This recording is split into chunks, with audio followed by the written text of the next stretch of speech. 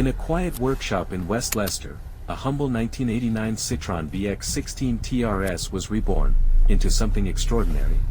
Crafted by master builder Paul Bacon, this one-of-a-kind creation became known as the Dualatron.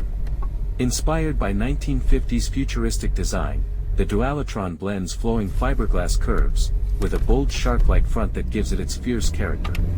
Beneath the sculpted body lies the soul of the Citroën, still powered by its original mechanics and unique hydropneumatic suspension, allowing it to glide effortlessly like a dream.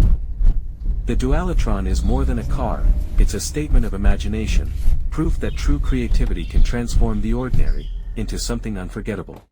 Thank you for joining us on this exhilarating exploration.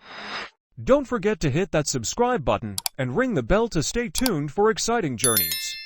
Until next time, keep driving, keep dreaming, and keep exploring the boundless horizons of automotive design.